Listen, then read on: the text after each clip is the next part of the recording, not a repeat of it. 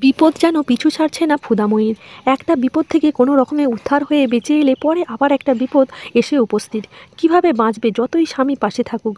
কিন্তু শ্বশুরবাড়ির লোকেরা তো পাশে নেই, বিশেষ করে শ্বশুরবাড়ি যার দখলে সেই ঠাম্মি। ঠাম্মি এখন নেই ফেজ এবং ক্ষুধা দুজনের কারোর জীবনেই। এটা একটা বড় সমস্যা হয়ে দাঁড়িয়েছে। হ্যাঁ বন্ধুরা, এই রকমই দেখতে পাবো আজকের পর্বে। ব্যাঙ্গালোর থেকে বাড়ি ফেরার পথে লং ড্রাইভে একটু যেতে যেয়েই বিপদ বাড়ে।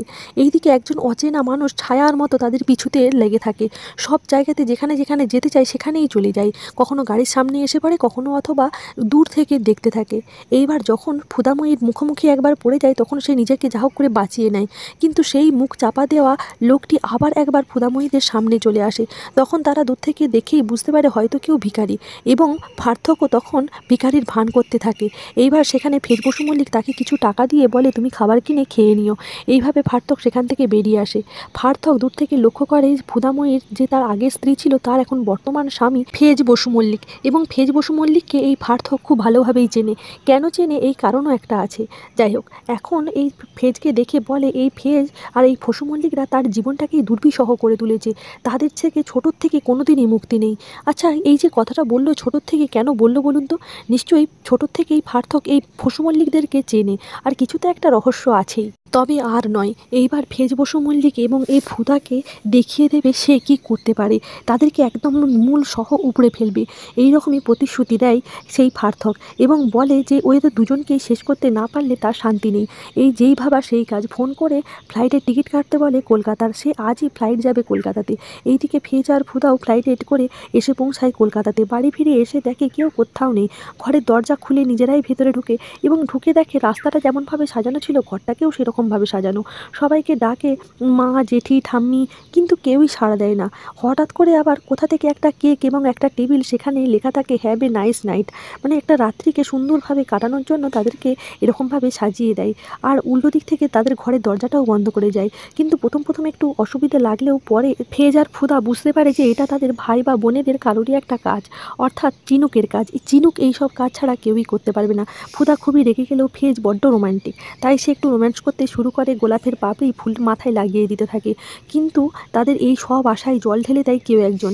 সে আড়াল থেকে আবার সেই রকম লক্ষ্য করে, হঠাৎ করে ঘরের দরজা বন্ধ করে দিতে থাকে, একটা থমথমে পরিবেশ সৃষ্টি করে।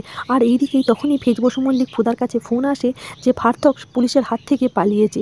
ফুদা সেখানেই হতস্তম্ভ হয়ে যায় যে ওই লোকটা আবার পালিয়ে গেল, এবার না জানি কি বিপদ আছে তাদের কপালে। এইদিকে ফাননবালা দেবী জানতে পারেন ব্যাঙ্গালোর থেকে যে তাদেরকে সমস্ত কাঁচামাল সাপ্লাই দিত, যে তাকে ফেজ বসু মল্লিক বারণ করেছে এবং তাকে হুমকি দিয়েছে সে যেন না দেয়, কারণ তার মাল সব কিছু ভেজাল মেশানো। সেই কথা না বলে একটু ঘুরিয়ে পেঁচিয়ে মায়ের কাছে ভালো সাজার চেষ্টা করে তার মেজো কাকা। এই সমস্ত কথা শুনতে পায় তার বাবা এবং ছোটো কাকা। ফেজের বাবা এবং ছোটো কাকা বলে যে সে কেন এইসব করবে, তাছাড়া মা তুমি তো জানো ফেজের এই ফ্যাক্টরিটাই তার জীবন, সে নিজের হাতে করে কিছুটা দাঁড় করিয়েছে, তাই সে কোনোভাবেই চাইবে না আমাদের ফ্যাক্টরির ক্ষতি হোক। কিন্তু ঠাম্মি বলে যে তাকে তো সে ত্যায্য করেছে, তাহলে সে তাদের ফ্যাক্টরির ব্যাপারে কেন মাথা ঘামাচ্ছে। এইদিকে রাত্রেই শুরু হয়ে যায় বিয়ে বাড়ির রিসেপশন, অর্থাৎ তাদের বাড়ির ছোটো ছেলের বিয়ে রিসেপশন। কেউ ইনভলভ থাকুক না থাকুক, ছোটো বউ এবং ছোটো ছেলে একাই যথেষ্ট। বিশেষ করে ছোটো বউ, সে নিজেই সেজে গুজে এসে সবাইকে একদিক থেকে প্রণাম করে নেয়। ঠাম্মি শাশুড়ি এবং তার শ্বশুরমশাই যখন প্রণাম নিতে চায় না তখন তাদেরকে বলে ও আপনারা একটু সময় নিন, আপনাদেরকে প্রণাম করবো কি করবো না আমিও ভাববো। এই বলে বাকি সবাইকেই প্রণাম করতে চলে যায়। আবার বলে চিরকুটকে, এই ফিরকুট তুমি কি জানো যে আমাদের বিয়েবাড়ি রাত্রিরে ধামাকা কীভাবে হবে, আর সাই অ্যারেঞ্জমেন্ট তো তুমিই করেছো। ফিরকুট বলে যে বৌদি তোমার কোনো চিন্তা করতে হবে না, বিয়েবাড়ি যাতে জোরদার হয় ধামাকা হয় সে ব্যবস্থা আমি করে রেখেছি। এই বলে সবাইকে প্রণাম সারার পরেই শুরু হয়ে যায় বিয়েবাড়ির অনুষ্ঠান, অর্থাৎ নাচ গান। আর শুধু তারা নয়, সেই বিগ ঠাম্মি এবং তাদের বাড়ির বৌমা আর তাদের এই বসু মল্লিক বাড়ির মেয়ে বউ কেউই বাদ যায় না সেই অনুষ্ঠানে নাচ করতে। এমনকি শ্বশুরমশাইও সেখানে চলে আসে নাচ করার জন্য। শেষমেশ বিয়ের বর নিজেই চলে আসে নাচ করার জন্য, আর কে থামায় কাকে। এইদিকে এত নাচ গান, লাউডস্পিকারে গান বাজছে, সেই সব শুনে ওপরে আর থাকতে পারে না ঠাম্মি, ফরিতা এবং ফিমন তিনজনে মিলে উপর থেকে বসে বসে সমালোচনা করতে থাকে। দেখো ঠাম্মি, তুমি বিয়েতে অনুষ্ঠানে নেই, অথচ বিয়েবাড়ির অনুষ্ঠানে কেমন হই হুল্লোড় হচ্ছে। আমি এতদিন পর্যন্ত এসে তোমার কথার কোনো দিন অবাধ্য হইনি, আর এদেরকে দেখো কীরকম তোমার কথার অবাধ্য হচ্ছে।